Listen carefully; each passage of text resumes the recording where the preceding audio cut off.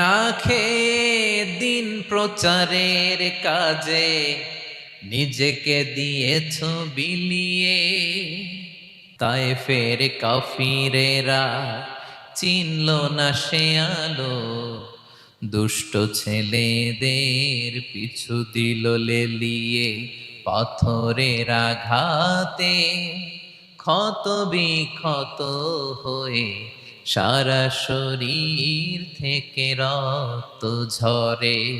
হে রাসূল তোমাকে ভুলি আমি কেমন করে, হে রাসূল তোমাকে ভুলি আমি কেমন করে। আসসালামু আলাইকুম ওয়া রাহমাতুল্লাহি ওয়া বারাকাতুহু।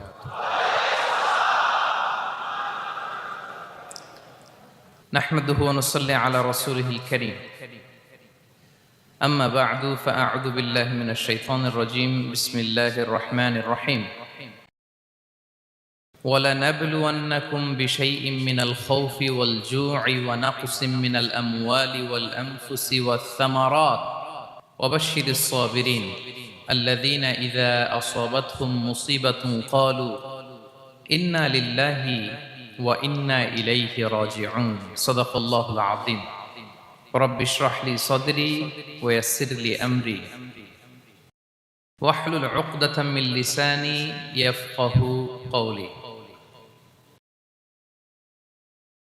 মুয়ার ইসলামিক কনফারেন্স 2024-এ আপনারা যারা উপস্থিত হয়েছেন তাদের সবাইকে আমার অন্তরের অন্তঃস্থল থেকে জানাচ্ছি আন্তরিক শুভেচ্ছা এবং মুবারকবাদ। আহলান ওয়া সাহলান ওয়া মারহাবান বিকুম ফি হাযাল লিকা আত-তাইয়িব আল মুবারাক।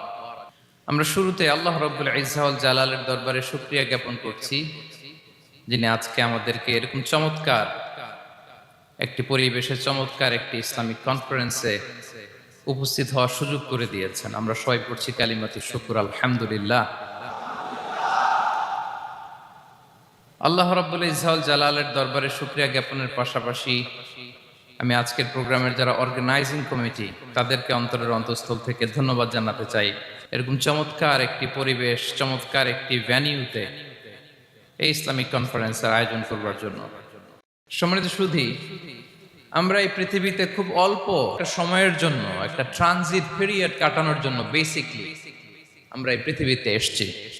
আমরা কি চিরকাল এই পৃথিবীতে থাকবো বলেন তো? না, একটা ট্রানজিট পিরিয়ডে আমরা এসেছি, আবার চলে যেতে হবে। এই যে আমাদের জীবন, এই জীবনের জন্য বিপদ, আপদ, পরীক্ষা, স্ট্রাগল এটা অনিবার্য, এটা হবেই। বিপদ নাই, কষ্ট নাই, আপদ নাই, অনিশ্চয়তা নাই, স্ট্রাগল নাই, এমনকি কেউ আছে এখানে? কেউ কি হাত তুলে বলতে পারবেন যে হুজুর আমার জীবনে কোনো বিপদ নাই, অথবা আমার জীবনে কোনো দুঃখ নাই, কষ্ট নাই, কোনো স্ট্রাগল নাই, কোনো রিস্ক নাই? এরকম সৌভাগ্যবান কেউ আছেন এখানে? তাহলে জীবনের জন্য পরীক্ষা এটা অনস্বীকার্য, হবেই হবে পরীক্ষা। পৃথিবীর জীবনটাই এমন, এভাবেই এই লাইফকে ডিজাইন করা হয়েছে। পরীক্ষা থাকবে, এখানে বিপদ থাকবে, এগুলো উত্তীর্ণ হয়ে আপনাকে যেতে হবে। চির সুখ চির শান্তি এটাই পৃথিবীতে হয় না। চির সুখ এবং চির শান্তির জায়গা হচ্ছে জান্নাত। চির সুখ এবং চির শান্তি কোথায়? এটা জান্নাতের বৈশিষ্ট্য। চির সুখ চির শান্তি, টেনশন নাই, ঝামেলা নাই, পরীক্ষা নাই, বিপদ নাই, রিস্ক নাই, স্ট্রাগল নাই, এটা হচ্ছে দ্য ফিচার্স অফ জান্নাত, জান্নাতের ফিচার। কিন্তু সমস্যা বাদে তখন যখন জান্নাতের ফিচার আমরা দুনিয়ায় খুঁজি, যেটা পাবো আমরা জান্নাতে, এটা খুঁজি কোথায়? এই তখনই সমস্যা বাড়ে। And this is the main problem. এটাই বড় সমস্যা। এই সমস্যার সমাধান কোথায়, এটা নিয়ে আজকে আমি কিছু কথা অ্যাড্রেস করবো ইনশাআল্লাহ। তো তাহলে আসুন শুনি জান্নাতের ফিচার কি। জান্নাতের কমন একটা ফিচার হচ্ছে জান্নাতে there will be no sickness in paradise. জান্নাতে কোনো অসুস্থতা থাকবে না, চিরসুস্থ। সুবহানাল্লাহ পড়েন। চিরসুস্থ চির সবল, কেউ অসুস্থ হবে না জান্নাতে। জান্নাত হবে অ্যান্টি এইজিং, জান্নাতে বয়স বাড়বে না কারো, চির যৌবনা, চির যুবক, অ্যান্টি এজিং। আপনারা জানেন যে বর্তমান পৃথিবীতে অ্যান্টি এজিং ক্রিম পাওয়া যায় না? ক্রিম, কথা বুঝতেছেন? অ্যান্টি এজিং ক্রিম পাওয়া যায়।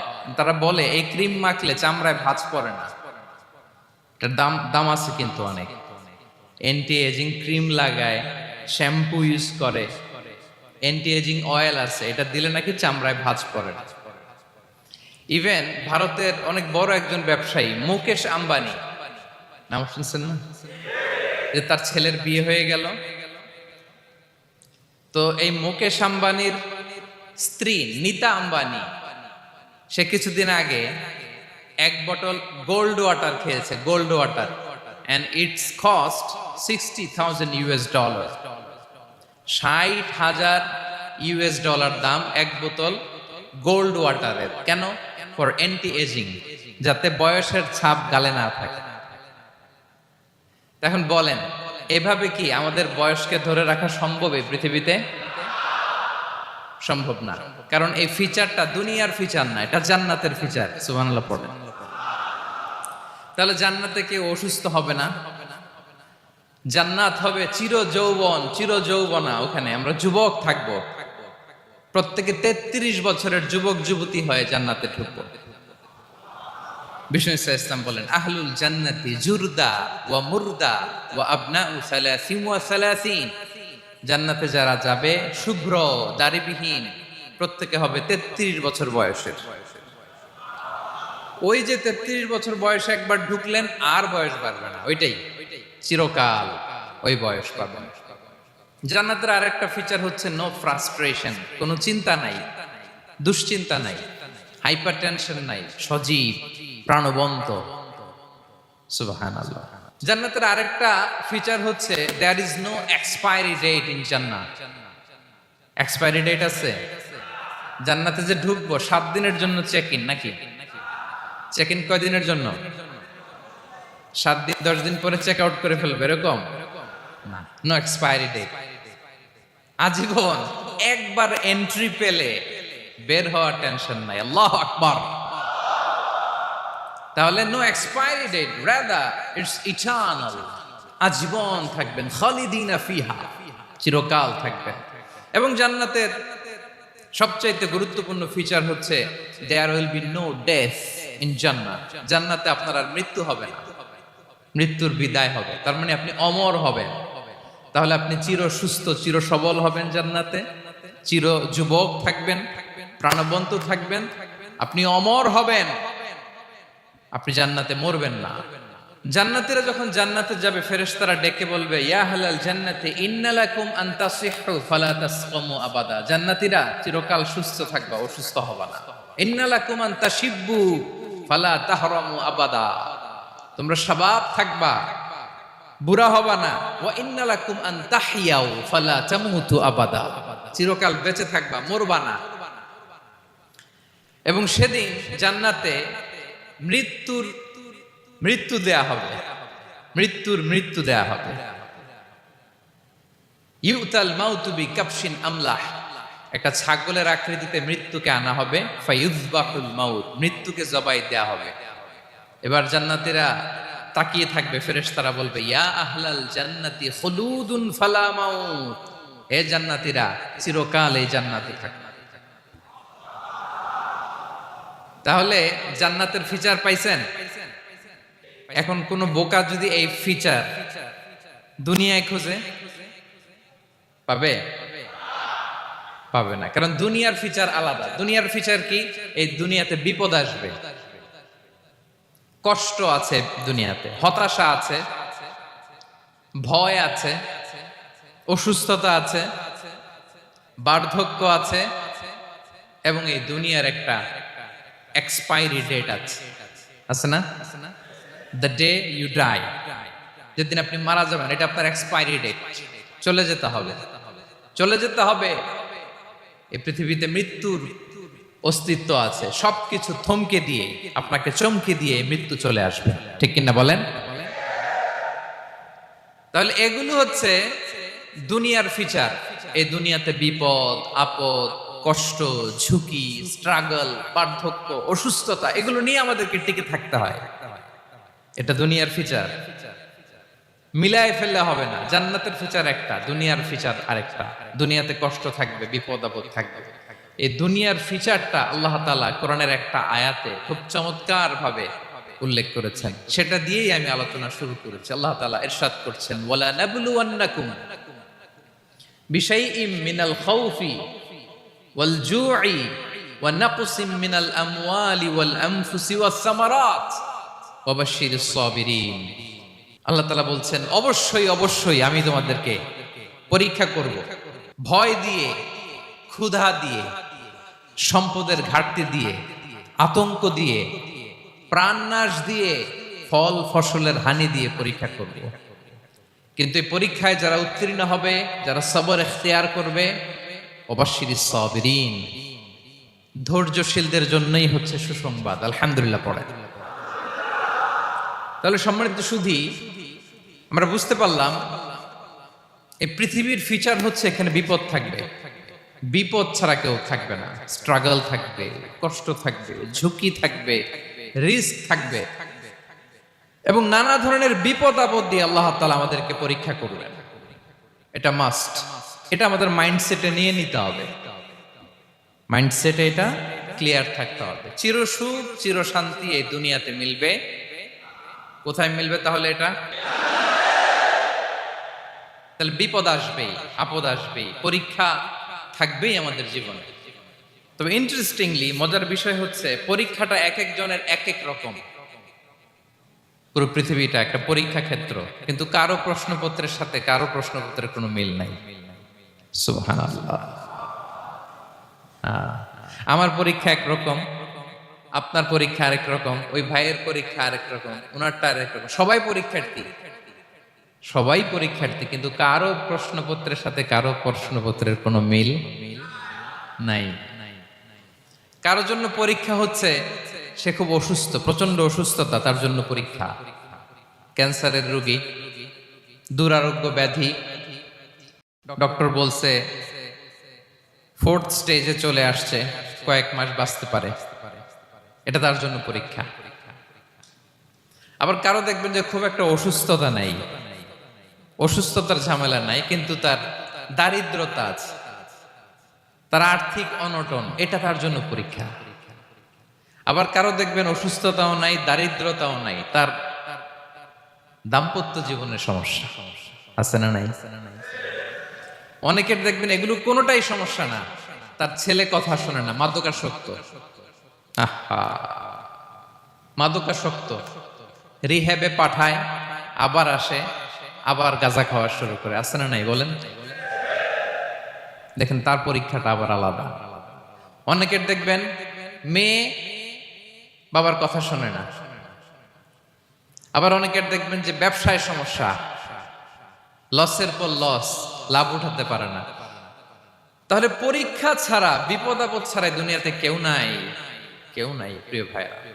এটা আমাদের মাথায় রাখতে হবে। পরীক্ষা আপনাকে দিতেই হবে, পরীক্ষা দিয়ে দিয়েই নিজেকে প্রমাণ করতে হবে। আর এক একজনের পরীক্ষাটা এক এক রকম, কারো পরীক্ষার সাথে কারো পরীক্ষার কোনো মিল থাকবে না।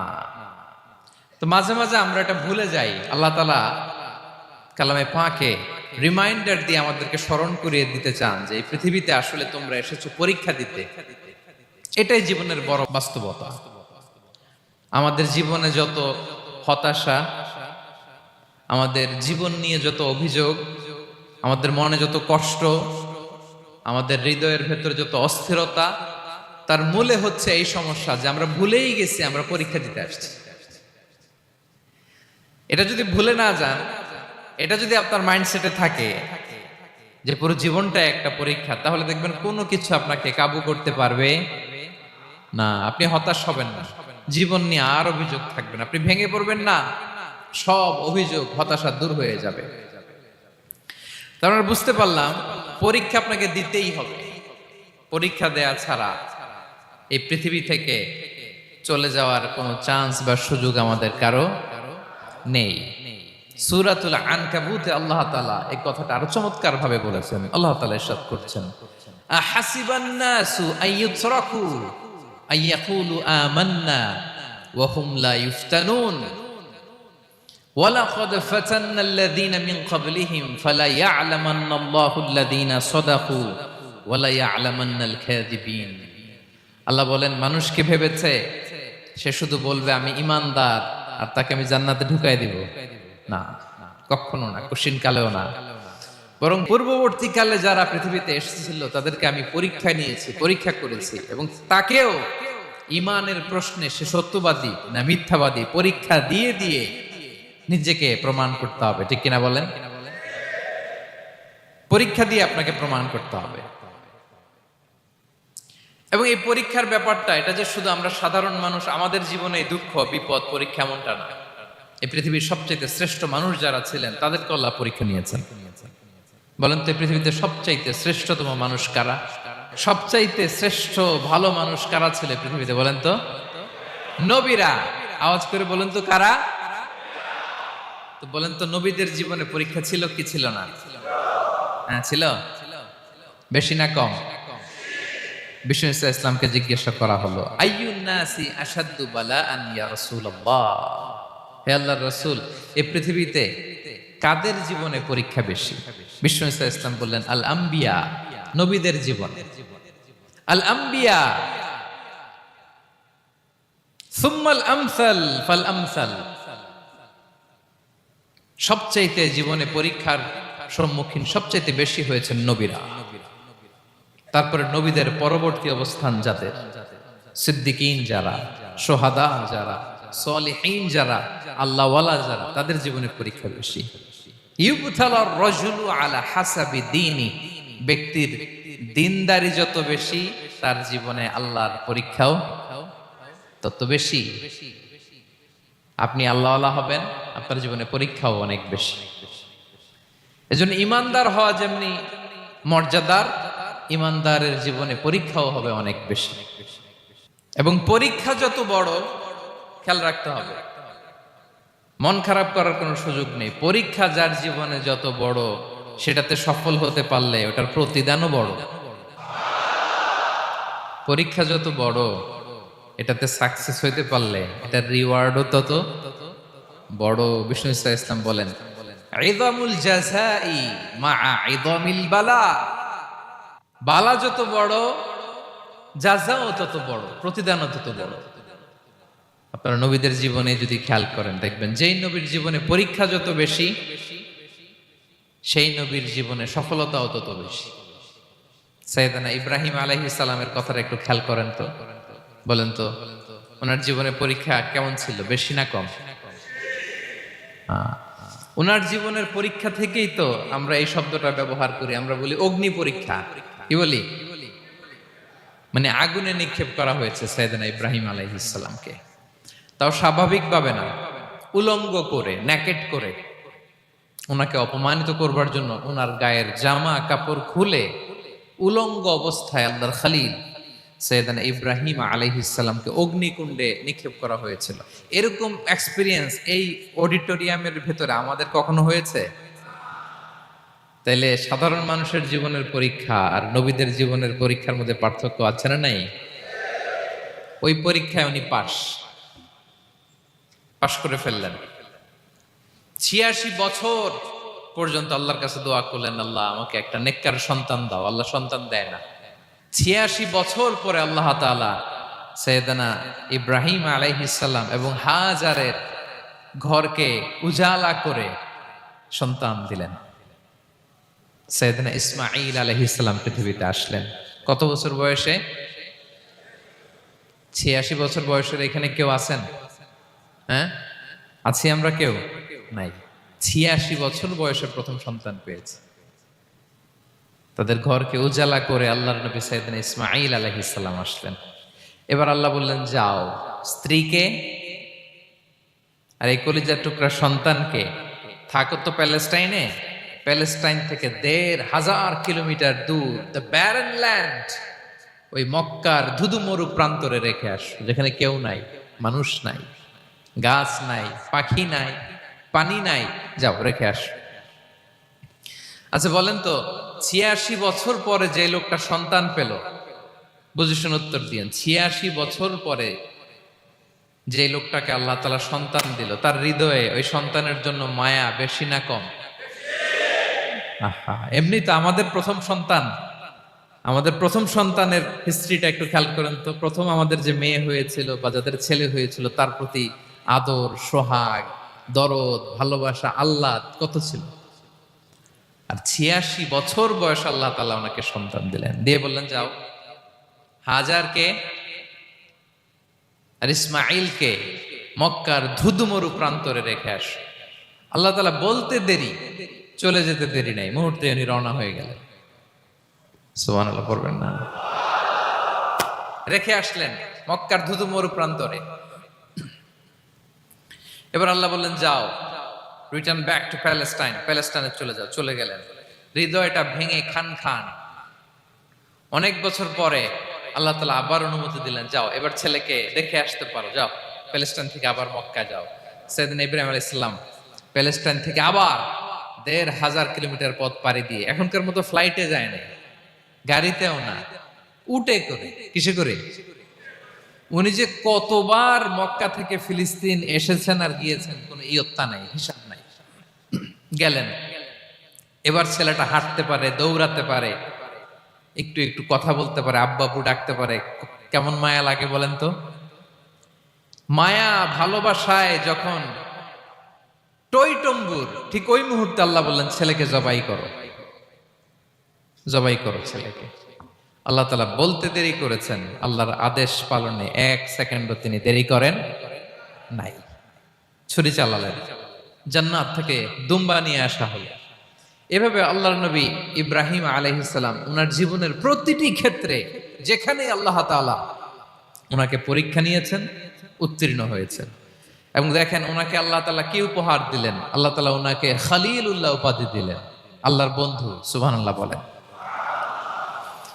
আল্লাহ তাআলা বলছেন, ওয়া ইযিবতালা ইব্রাহিম রাব্বুহু বিকালিমাতিন ফাআতাম্মাহুন ক্বালা ইন্নী জাঈলুকা লিন-নাসি ইমামা।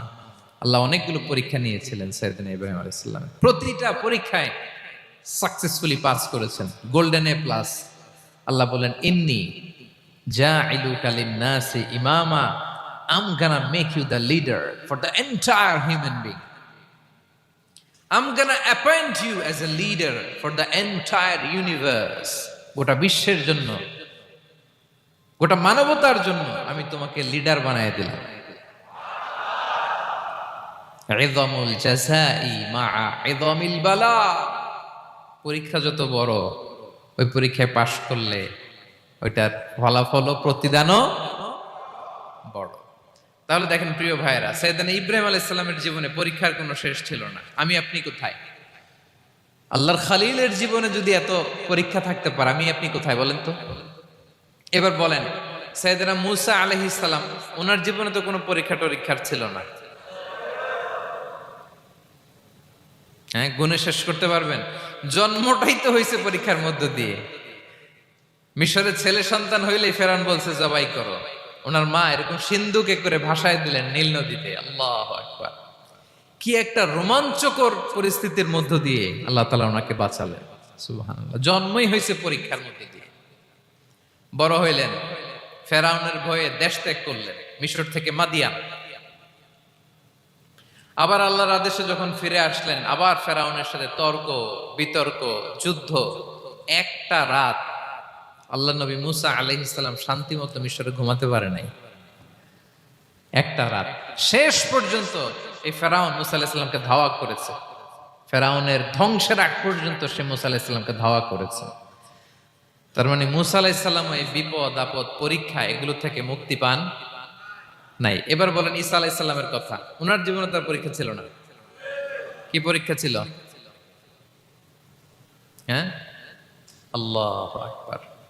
Same scenario goes to the biography of every messenger in the world. পৃথিবীর সব নবীর ক্ষেত্রে একই ঘটনা ঘটেছে।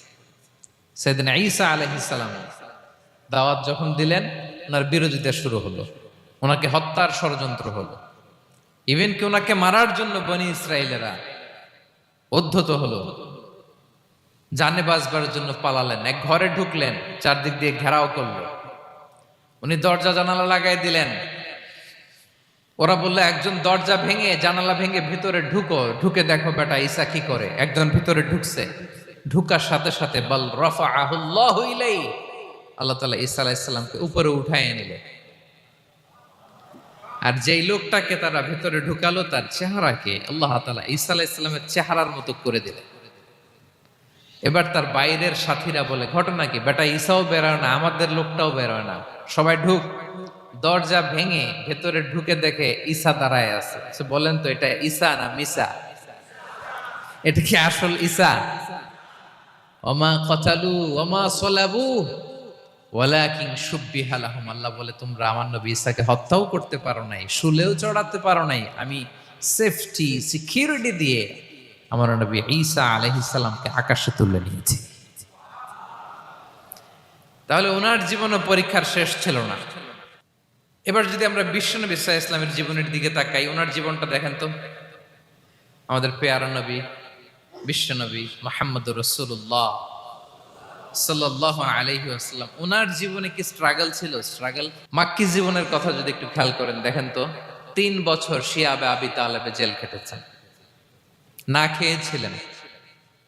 ওনার বংশের লোকেরা প্রথমে ছাগল খেয়েছে, ছাগলগুলো যখন শেষ, ছাগলের চামড়াগুলো শুকিয়ে ওইটা খাইছে। গাছের পাতা ছাল এগুলো খেয়ে খাবারের অভাবে বেহুশ হয়ে পড়ে থাকতো তারা। না খেয়ে কয়দিন ছিলেন আপনি? আমি কয়দিন ছিলাম না খেয়ে? মনেই তো পড়ে না, না খেয়েছিলাম কিনা কোনোদিন। এ হচ্ছে মাক্কির জীবন। মেন্টালি প্রেসার দেয়া হয়েছে। বিশ্বনবীর চাচা আবু লাহাব, তার 2 ছেলে উতবা আর উতাইবা, এদের সাথে বিয়ে দিয়েছিলেন 2 মেয়ের। যখন দাওয়াত দেওয়া শুরু করলেন 2 মেয়েকে ডিভোর্স দিয়ে দিল। দেখেন একটা বাবার জন্য প্রাপ্তবয়স্কা মেয়েকে যখন উঠায় নেয়ার আগে ডিভোর্স দেয়, তার মানসিক অবস্থাটা কেমন থাকে বলেন? মেন্টালি প্রেশারাইজ করা হয়েছে, ফিজিক্যালি হ্যারাস করা হয়েছে। বিষ্ণু ইসলাম যখন নামাজে দাঁড়াতেন, উটের পচা নারী ভুড়ি বিষ্ণুনবীর কাঁধে চাপিয়ে দেওয়া হতো। আপনার জীবনে এরকম ঘটছে কখনো? আপনি নামাজ পড়তেছেন, উটের পচা নারী ভুড়ি আপনার কাঁধে চাপিয়ে দেওয়া হয়েছে। কয়দিন হয়েছে এরকম? কয়দিন হয়েছে? হ্যাঁ, তারপরে তো আলহামদুলিল্লাহ বেরোয় না মুখ দিয়ে। কেমন আছেন হুজুর কোয়েন না, বেশি একটা সুবিধার না, তাই না? বেশি একটা একটু মিলাবেন। কতটুকু পরীক্ষা আমরা দিয়েছি। তায়েফে গেলেন বিশ্বনবী, তায়েফে গেছিলেন জমির বায়না দিতে, তাই না? জমি কিনবে তায়েফে।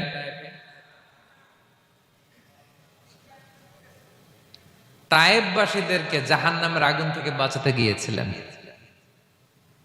নিজের জন্য না। সেখানে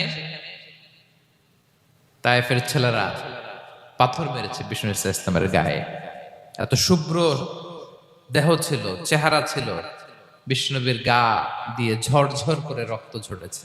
ফিজিক্যাল হ্যারাসমেন্টের শিকার হয়েছেন বিষ্ণু ইসলাম। যখন যেদিন বিষ্ণু ইসলামকে হত্যার ষড়যন্ত্র করা হলো, আল্লাহ তাআলার আদেশে তিনি মক্কা থেকে মদিনায় হিজরত করলেন। মদিনাতে যে একটা রাত, 7ম হিজরির আগ পর্যন্ত শান্তিতে ঘুমাতে পারেন নাই। 3 দিকে 3 ইহুদি বসতি, বনু কাইনুকা, বনু নদীর, বনু কুরাইজা। আহা, খাওয়ার মধ্যে বিষ মিশিয়ে দেয়া হয়েছিল বিষ্ণু ইসলামের। বাজুর, খাসির বাজুর রান পছন্দ করতেন। এক ইহুদি মহিলা বিষ্ণু ইসলামের ওই রানের মধ্যে বিষ মিশিয়ে দিয়েছিল। ওই বিষের যন্ত্রণায় মৃত্যুর আগ পর্যন্ত বিশ্বনবী কাতরাতেন। এবং উনি ইন্তেকালের সময় ওই বিষের ব্যথা যন্ত্রণাতেই ইন্তেকাল করেছেন। বিশ্বনবীর ইন্তেকালটা শাহাদাতের ইন্তেকাল ছিল। বিষ্ণু ইসলাম বলেছেন, ওই যে খায়বার এলাকার ওই মহিলা যে আমার খাবারে বিষ মিশিয়েছিল, সেই বিষের যন্ত্রণা, বেদনা, কষ্ট আমি অনুভব করছি। খেয়ে না খেয়ে দিন প্রচারের কাজে নিজেকে দিয়েছ বিলিয়ে, তায়েফের কাফিরেরা চিনল না সে আলো, দুষ্ট ছেলেদের পিছু দিল লেলিয়ে, পাথরের আঘাতে ক্ষত বিক্ষত হয়ে সারা শরীর থেকে রক্ত ঝরে। হে রাসূল তোমাকে ভুলি আমি কেমন করে, হে রাসূল তোমাকে ভুলি আমি কেমন করে। হাজার ব্যথা বেদনার পরে ফিরে আসনি তুমি আপন ঘরে, দিনের আলো তুমি ছড়িয়ে দিতে চলে গেলে মদিনায় মক্কা ছেড়ে। হে রাসূল তোমাকে ভুলি আমি কেমন করে, হে রাসূল তোমাকে ভুলি আমি কেমন করে। ঠিক কিনা বলেন? একটা রাত শান্তির ঘুম তিনি দিতে পারেন নাই। প্রিয় ভাইয়েরা, তাহলে আমরা কি বুঝলাম? বিশ্বনবীর জীবনও পরীক্ষা ছিল কি ছিল না? আমাদের উপায় আছে? আমরা বাঁচতে পারবো এই বিপদ আপদ পরীক্ষা ঝঞ্ঝাল থেকে? বাঁচতে চাইলেও বাঁচতে পারবো? পারবো না।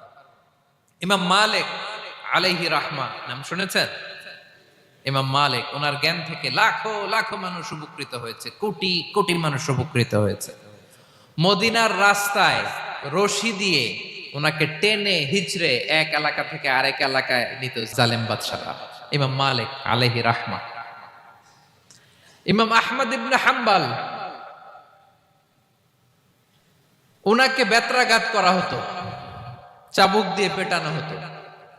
আমাদের মাযহাবের ইমাম আল ইমাম আল আযম আবু হানিফা আলাইহি রাহমা, ওনাকে কারাবন্দী করা হয়েছিল।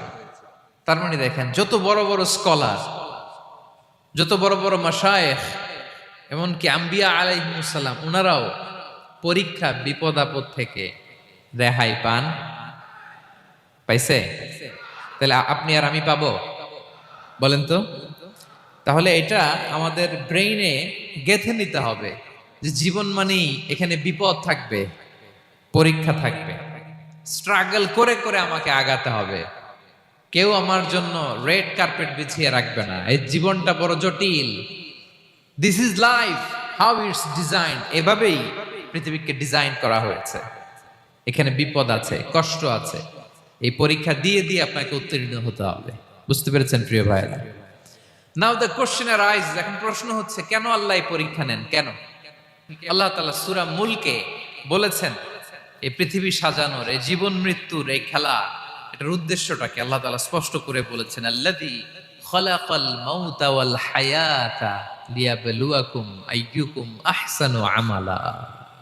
জীবন মৃত্যু দিয়ে তোমাদের জীবনকে সাজানো হয়েছে এজন্য, যাতে করে তিনি তোমাদের পরীক্ষা করতে পারেন। কি করতে পারেন? তোমাদের মধ্যে কে সৎকর্মে অগ্রগামী, কে কাজে ভালো, আমলে ভালো, এটা দেখার জন্য। বেসিকলি আল্লাহর দেখার প্রয়োজন নাই, আমাদেরকে দেখানোর জন্য এই পরীক্ষার আয়োজন। আমি ভালো করবো না খারাপ করবো এটা আল্লাহ জানে না? তো ওনার পরীক্ষা করা লাগে কেন? কথা বলেন। আমি জান্নাতি না জাহান্নামী এটা আল্লাহ জানেন না? বেসিকলি আমাদেরকে জানানোর জন্য এই পরীক্ষার আয়োজন। কাদেরকে জানানোর জন্য? মানে তুমি জেনে যাও তুমি জান্নাতি না জাহান্নামী। আমি ভালো করেই জানি। একটা ছোট্ট উদাহরণ দিলে বুঝতে পারবেন প্রিয় ভাইয়েরা। ধরেন আল্লাহ তাআলা দুইজনকে সৃষ্টি করলেন। উদাহরণস্বরূপ একজনের নাম আব্দুল্লাহ, আরেকজনের নাম আব্দুর রহমান। সৃষ্টির পরে আব্দুল্লাহকে বললেন, আব্দুল্লাহ আমি জানি তুমি পৃথিবীতে 50 বছর হায়াত পাইতা, খুব ভালো কাজ করতে, তুমি দুনিয়াতে অনেক ভালো কাজ করতে, এটা আমি আগেই জানি, আমার অসীম জ্ঞান বলে আমি আগে থেকেই জানি।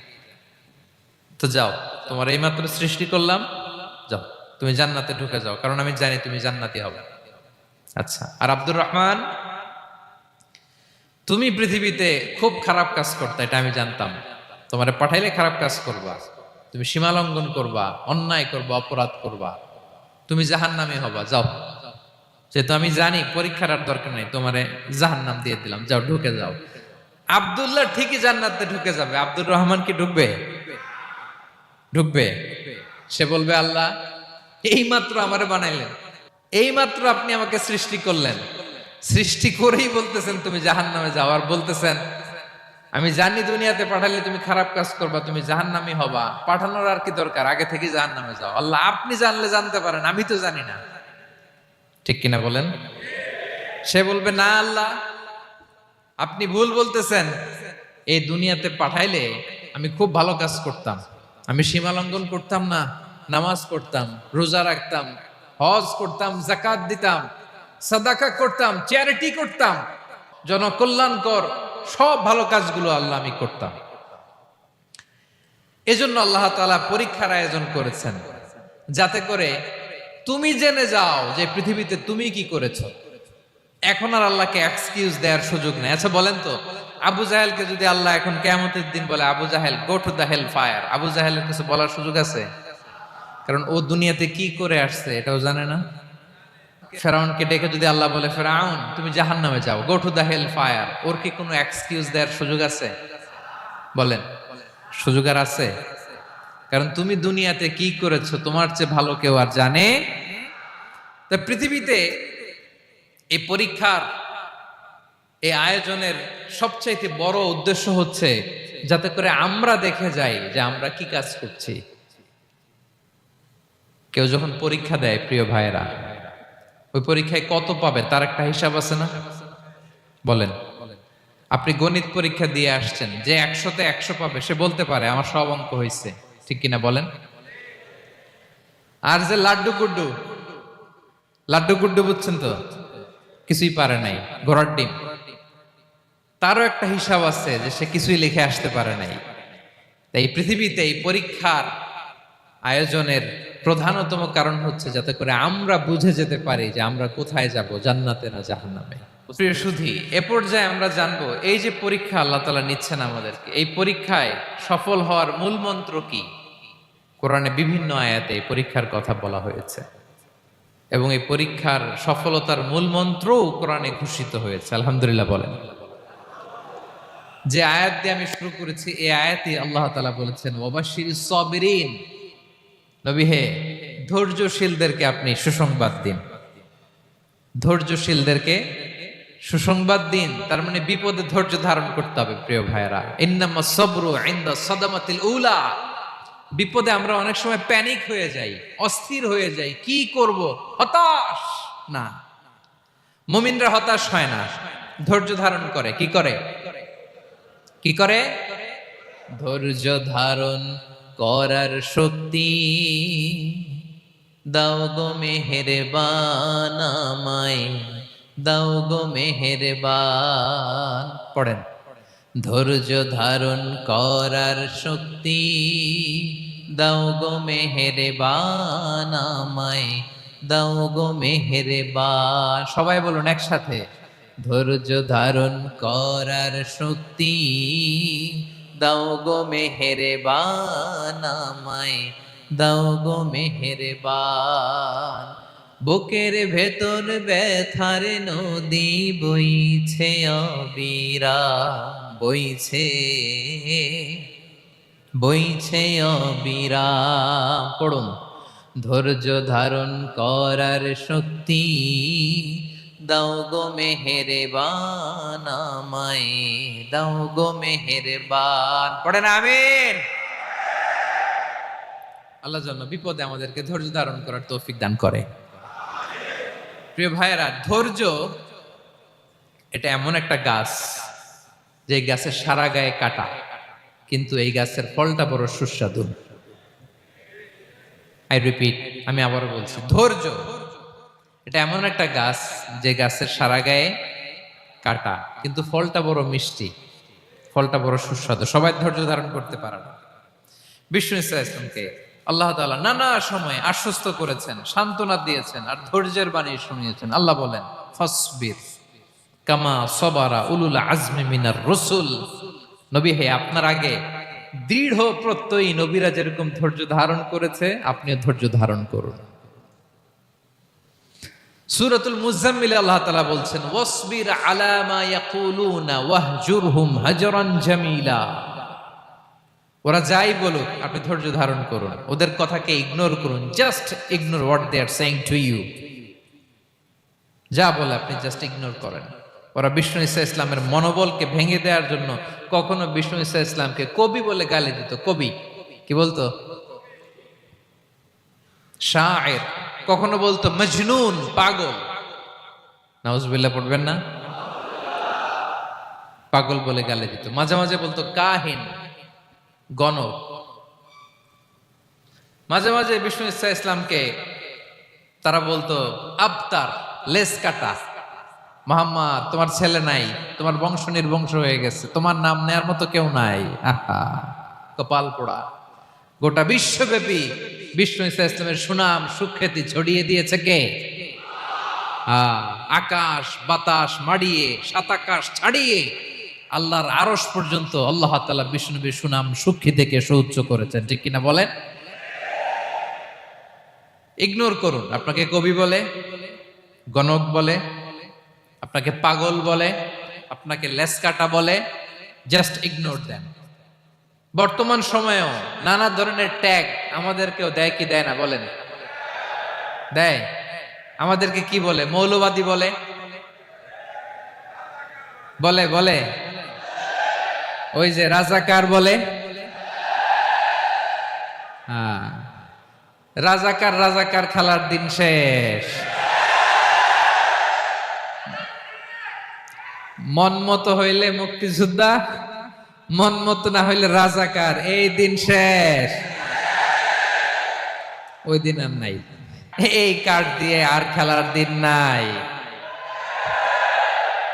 এগুলো মানুষ আর খায় না এখন, এগুলো গিলে না আর। সাধারণ মানুষ বড্ড সচেতন।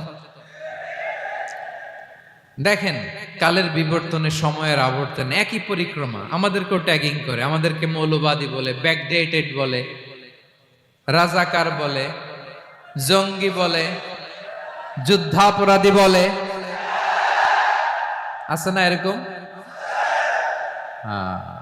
ওয়াসবির আলা মা ইয়াকুলুন, নিজের সাথে মিলায় নেন। যা বলে ধৈর্য ধারণ করো। ওয়াহজুরহুম হাজরান জামিলা, জাস্ট ইগনোর দেম।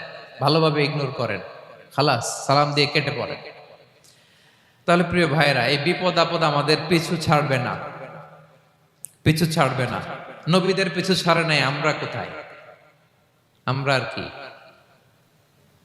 বিপদ আমাদেরকে ধৈর্য ধারণ করতে হবে, মনোবল হারাইলে হবে না। দেখেন বিশ্বনবী কিভাবে আপনাদেরকে সান্ত্বনা দেয়। বিশ্বনবী বলেন, আজাবান লি আমরিল মুমিন, মুমিনের ব্যাপারটা বড় আশ্চর্যজনক। ফাইন্না আমরাহু কুল্লাহু লাহু খাইর, মুমিনের জীবনে যা ঘটে সবটাই খাইর, সবটাই কল্যাণ। ইন আসাবাতহু সাররাউ শাকারা ফাকানা খাইরাল্লাহ ওয়া ইন আসাবাতহু দাররাউ সাবারা ফাকানা খাইরাল্লাহ। মুমিনের জীবনে যদি সুখ আসে তাহলে মুমিন শুকরগুজার হয়, এটা তার জন্য ভালো। আর যদি মুমিন জীবনে দুঃখ আসে তাহলে সে সবর ইখতিয়ার করে, এটাও তার জন্য ভালো। সুবহানাল্লাহ। তাহলে দেখেন, আমরা হয় সুখে থাকি নয় দুঃখে থাকি, ঠিক কিনা বলেন? তাহলে সুখের সময় আমরা শুকর করি, কি করি? শুকর গুজার হই। শুকরিয়া করাও একটা ইবাদত, শুকরিয়া করাও কি? আর দুঃখের সময় আমরা সবর করি, সবর করাটাও একটা। তাহলে আমাদের পুরো জীবনটাই ইবাদত, পুরো জীবনটাই। সুখের সময় শুকর আর দুঃখের সময় সবর। আওয়াজ করে বলেন, সুখের সময় শুকর আর দুঃখের সময়। এই দুই ইবাদত মুমিন জীবনে চলমান, কন্টিনিউয়াস, একটা উইন উইন সিচুয়েশন। কি বলেন? উইন উইন হয়ে গেল না? যেই পরিস্থিতিতেই থাকে আমাদের জন্য লাভ। আল্লাহু আকবার। তাহলে প্রিয় ভাইয়েরা, এটাই জীবনের বাস্তবতা। সবর আমাদেরকে ইখতিয়ার করতে হবে, হতাশ হওয়া যাবে না। অনেকে আমরা অল্পতে হতাশ হই, এই যে আমরা ধৈর্য ধারণ করছি, এর ফল পাচ্ছি না? দীর্ঘ ১.৫ যুগ, ১.৫ দশক ধরে ধৈর্য ধারণ করছেন না আপনারা? এখন মুক্তি, স্বাধীনতা, বিজয় এনে দিয়েছে কে? ধৈর্য ধারণ করুন। ধৈর্যের যে ফলাফল, এটা বড় মিষ্টি। ধৈর্য এমন একটা গাছ, এই গাছের সারা গায়ে কাটা, কিন্তু এর ফলটা বড় সুস্বাদু, এর ফলটা বড় মিষ্টি। ধৈর্য ধারণ করার অভ্যাস করতে হবে প্রিয় ভাইরা। মুমিন হতাশ হয় না, হাল ছেড়ে দেয় না। মুমিন ভরসা রাখে একজনের উপর, তিনি কে? লা তাইআসু মির রাউহিল্লাহ, ইন্নাহু লা ইয়াইআসু মির রাউহিল্লাহি ইল্লাল কওমুল কাফিরুন।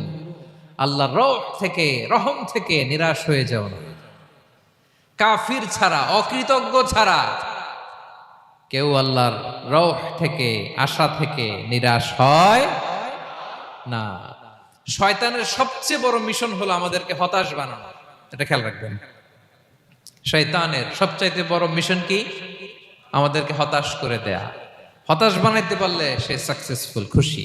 কিন্তু আমরা এত সহজে হতাশ হই না, আমরা নিরাশ হই না, আমরা বিপদে হাল ছেড়ে দেই না। আমরা ভরসা রাখি এক মহান সত্তার উপর, তিনি কে? মনে থাকবে? বিপদ আসলে ভেঙে পড়বেন, ভিসা না হইলে কান্নাকাটি শুরু করবেন, ব্যবসায় লস হইলে হাউমাউ, হ্যাঁ, দেশ থেকে কোনো দুঃসংবাদ আসলে হতাশ হবেন, ভেঙে পড়বেন। ধৈর্য ধারণ করব আমরা। আওয়াজ করে বলেন, আমরা কি করব? সবর। বিপদ ট্যাকেল দেওয়ার প্রথম স্টেপ হচ্ছে সবর। ধৈর্য ধারণ করতে হবে। অবশ্যই সাবিরিন, ধৈর্যশীলদেরকে সুসংবাদ দাও। বিপদ থেকে বাঁচার দ্বিতীয় স্টেপ হচ্ছে এই বিপদ থেকে উত্তরণের চেষ্টা করতে হবে। কন্টিনিউয়াস প্রচেষ্টা চালিয়ে যেতে হবে। ওয়াল্লাযীনা জাহাদু ফিনা লানাহদিয়ান্নাহুম সুবুলানা। যারা আমার রাস্তায় চেষ্টা করে, প্রচেষ্টা করে, স্ট্রাগল করে, তাদেরকে আমি পথ দেখিয়ে দেই, সুবুল দেখিয়ে দেই, ওয়ে আউট দেখায় দেই, এক্সিট দেখায় দেই। কোথাও আটকাবেন না আপনি, আপনাকে এক্সিট দেখায় দিবে কে? মালয়েশিয়াতে কেলুয়ার বলে না? কেলুয়ার কি বলে চেনেন? কেলুয়ার মানে কি? এক্সিট। এক্সিট পেয়ে যাবেন, আটকাবেন না আপনি জীবনে কোথাও। ৩ নাম্বার, আল্লাহর উপর তাওয়াক্কুল করতে হবে বিপদ আসলে। ওমাইয়া তাওয়াক্কাল আলাল্লাহি ফাহুয়া হাসবুহ। আল্লাহর উপর যে তাওয়াক্কুল করে, আল্লাহই তার জন্য যথেষ্ট হয়ে যায়। তাহলে বিপদে প্রিয় ভাইরা আমরা প্যানিক হব না, ধৈর্য ধারণ করব, বিপদ থেকে উত্তরণের সর্বোচ্চ প্রচেষ্টা চালিয়ে যাব, আর ভরসা রাখবো একজনের উপর, তিনি কে? আর বিপদ আসলে এটাকে নেগেটিভলি নেবেন না সব সময়। বিপদ আপদ এটা অনেক পজিটিভ, ভালো জিনিস আমাদের জীবনে বয়ে নিয়ে আসে। শাইখুল ইসলাম ইবনু তাইমিয়া আলাইহি রাহমা, উনি বলতেন, খুব দামি কথা, খুব হেভি ওয়েট কথা, মনোযোগ দিয়ে শুনুন। তিনি বলতেন, যে নেয়ামত তোমাকে আল্লাহ থেকে দূরে সরায়, ওই নেয়ামতের চেয়ে বিপদ ভালো, যে বিপদ তোমাকে আল্লাহর দিকে ধাবিত করে।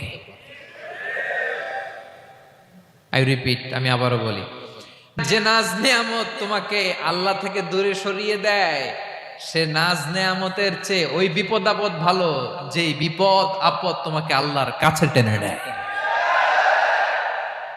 তাহলে বিপদ আপদ আসলে আপনি হতাশ হবেন? আর কখনো দুঃখ করবেন?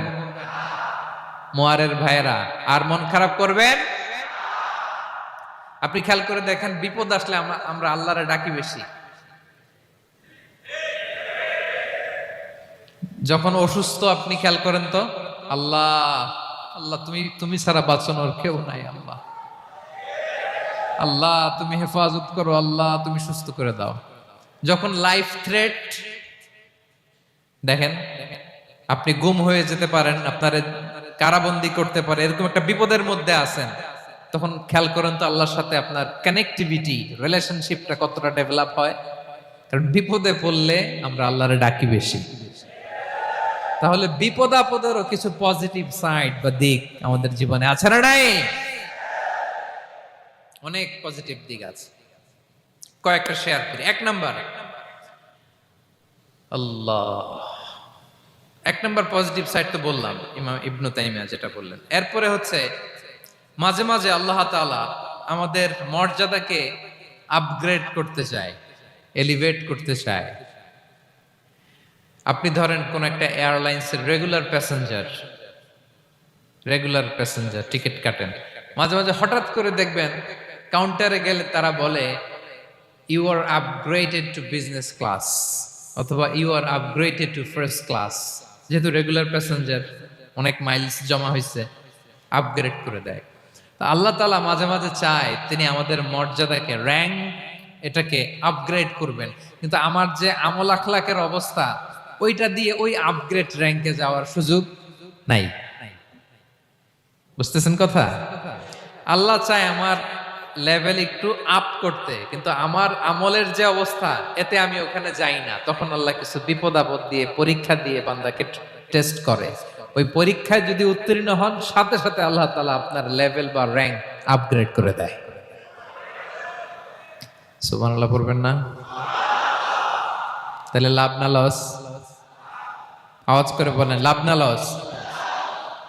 মুমিন জীবনের সব লাভ।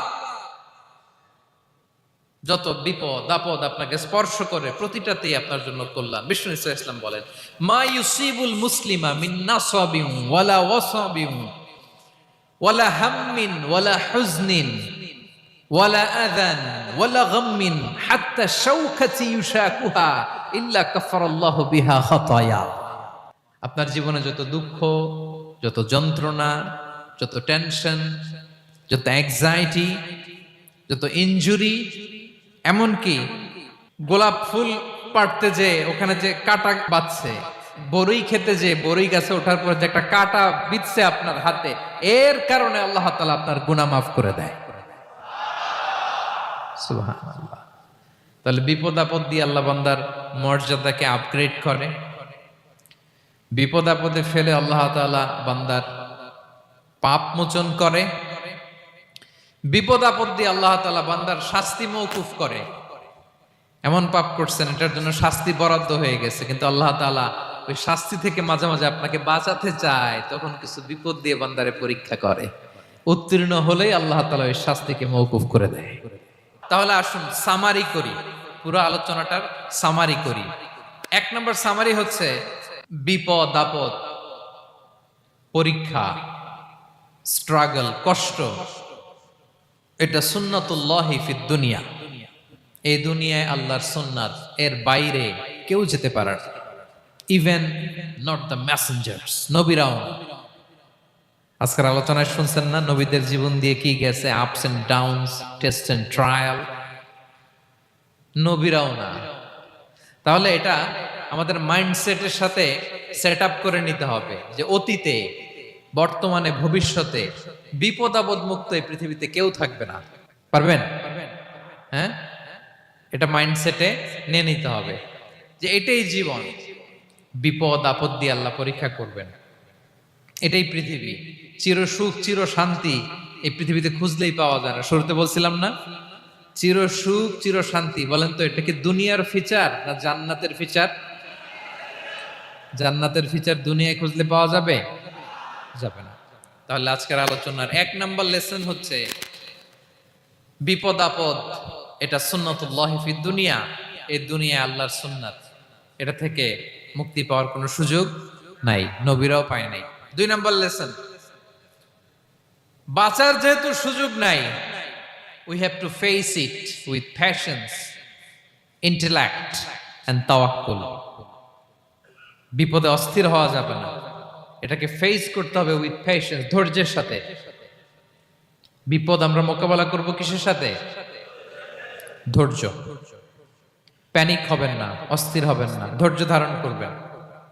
উইথ ইন্টেলেক্ট, আল্লাহর দেয়া আপনার ইন্টেলেক্ট খাটিয়ে এই বিপদ উত্তরণের সর্বান্তকরণের চেষ্টা প্রচেষ্টা আপনার চালায় যেতে হবে।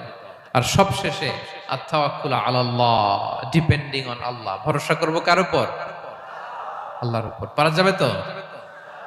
আচ্ছা, দুইটা লেসন গেল। তিন নাম্বার লেসন হচ্ছে আমাদের ছেলে মেয়েদেরকে we have to educate our child regarding the test and trial in this দুনিয়া। দুনিয়ার এই বিপদ আপদের ব্যাপারে আমাদের ছেলে মেয়েদেরকে শেখাতে হবে, বুঝাতে হবে। ওরা ছোট মানুষ তো অস্থির হয়ে যায়, আব্বু আমার সাথে কেন এমন হয়, আমারই শুধু পেন্সিল চুরি হয়, আমারই শুধু এটা হয়, আমি পরীক্ষায় খারাপ করি, আমি ব্যথা পাই, আমার এই আমার সেই। ছোট মানুষ তো বুঝে না। ওরা বুঝাইতে হবে যে বাবা, this is the essence of life, এটাই জীবন, এটাই কি এই লাইফ হ্যাকস গুলো তাদেরকে শেখাইতে হবে। ডোন্ট বি প্যানিক, প্যানিক হওয়া যাবে না। This is how life is design, এটাই জীবন, বিপদ আপদ আসবে, এটাকে মেনে নিতে হবে। ছেলে মেয়েদেরকে শিখাইতে হবে, তাহলে তারাও প্যানিক হবে না।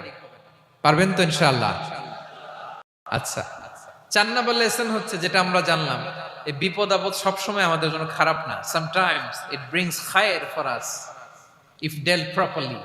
ঠিক মতো বিপদকে ডিল করতে পারলে এটা আসলে আমার জন্য আখেরে কল্যাণই বয়ে নিয়ে আসে।